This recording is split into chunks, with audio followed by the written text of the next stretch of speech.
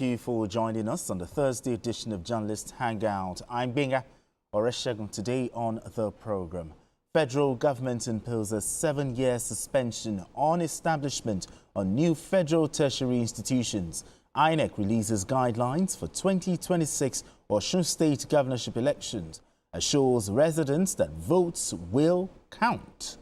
And later on the show, terrorist kingpin Abubakar Abba arrested, flown to Abuja.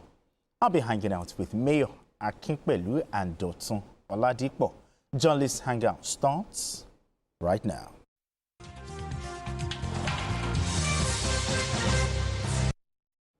Now let's begin the conversation. Most times, the more may not be merrier.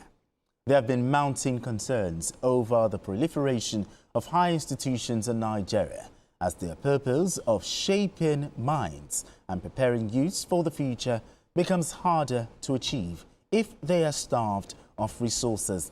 It is against this backdrop that the federal government imposed a 7-year suspension on the establishment of new federal tertiary institutions, including polytechnics and colleges of education.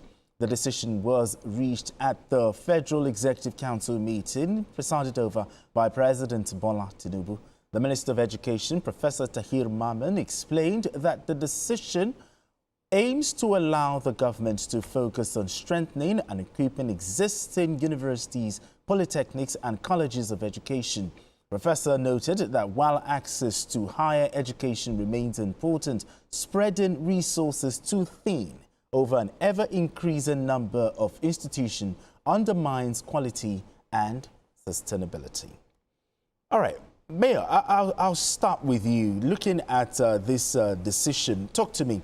Why do you think the federal government came up with this decision? And do you consider this decision a hit or a miss? I think it's a hit. A hit? I think that's the best decision they've taken in a long time. Okay. Because it's not only important for you to have education, it is good to have quality education. We've started playing politics with education in tertiary institutions for a long time. In most cases, you will see that institutions are established in different states just to compensate people or to seem to have balanced things. Okay, which shouldn't be the case. So that apart from the older generation of tertiary institutions, most of the newly established institutions are just glorified secondary schools.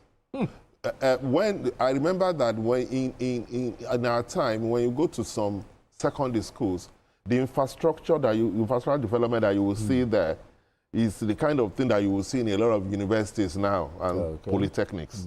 They are basically, they will just turn maybe with a college of education or something, they turn into a universities. They don't have the required infrastructure. Absolutely. When we were in university, when I was in University of Lagos, you know you are in a university. Even the feeding, what we used to get then at 50 kobo was a balanced diet, chicken, jollof rice. You had the full chicken. Cream. Yes, jollof rice, ice cream, tea, you know. Ice cream. Yes. But now there are not enough resources to go around these institutions. So what you've seen that in a lot of tertiary institutions, there is the decay of infrastructural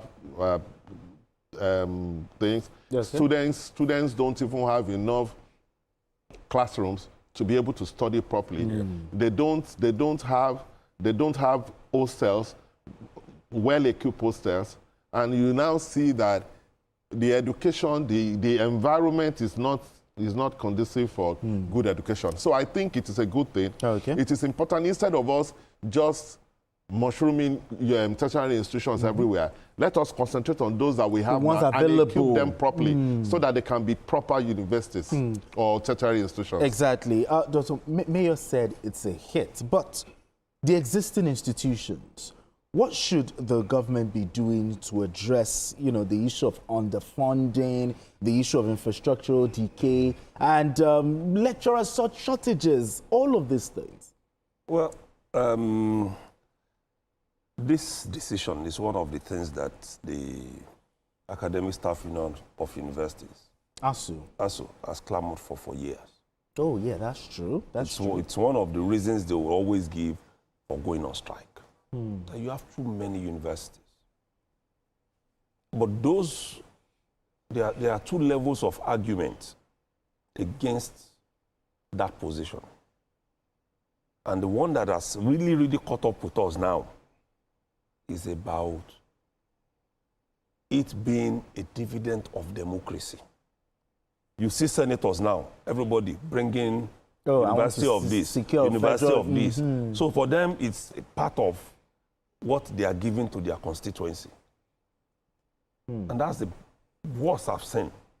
Because you see the number of Federal University, Duse, Federal University, Lafia, Federal University, Oyekiti. Everybody wants one. And if this hasn't been stopped, the rate at which we are going, all senatorial districts will have a federal university. Because once it's done here, the people of that of other constituencies will say, oh, we also want ours. Pressure on their representatives. We want this too. But like my boss said, it's not the way to go. What we need to do is to ensure that the existing ones, they are properly funded.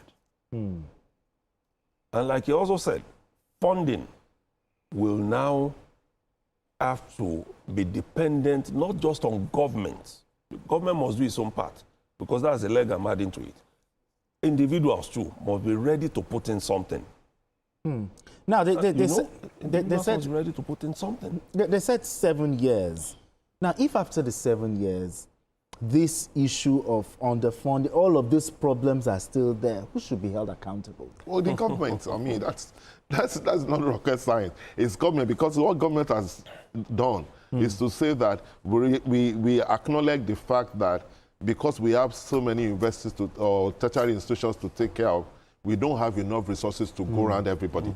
So let's us concentrate and develop infrastructural facilities in these tertiary institutions. So I assume that in 7 years, they must have done a lot if truly the program that they want to embark on now, they are serious about it.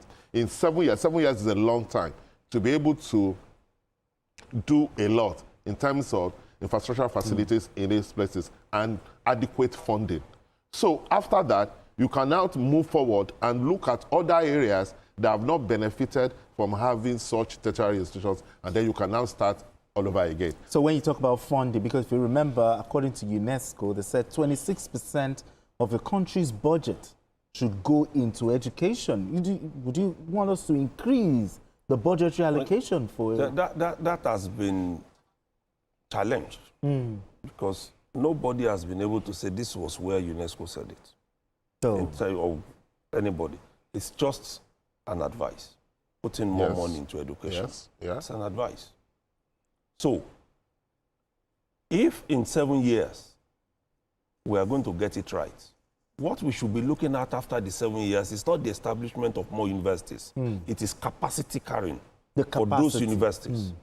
For instance, if you go to a place like University of Ibadan, or you go to a place like University of Ilorin, you will see land, massive, meaning that it can expand as much as it wants to. Absolutely. But where is it going to expand to when it doesn't have the capacity to carry those students? And that's where the problem is. If everybody who is qualified can get into university, polytechnic, or college of education part-time in this country, nobody will be clamoring for more. But because we have this limitation, you'll see Medical and Dental Council Association of Nigeria will come and say, we have looked at your facilities, you can't take more than 20 students. And you have about 500 students applying to study medicine. So that's the capacity we need to go and increase. Absolutely. And not the physical structure. What we are doing is we are just building structures. The money we should use to fund the existing ones, we are using it to spoil contractors who are giving us buildings. True. And if we are not careful, that's the way we are going to keep going until when we cannot even afford anything again. Exactly. Yes, to add to that, university is not just the building. It involves a lot of things. What we spend so much time on is just to put some few buildings on ground. and then put lecturers. But it's more than that. Yes, put lecturers in an atmosphere where the atmosphere itself is not conducive for learning, and we'll say we have tertiary institutions. What we should do, like you said, is capacity building. Sure. We'll be able to fund the existing universities. We have a lot. We have a lot of tertiary institutions. Okay. What we need to do is capacity building. When we put enough funding into those institutions, they will be able to admit more students. More. Yeah. All right, gentlemen, let's move straight to our next conversation.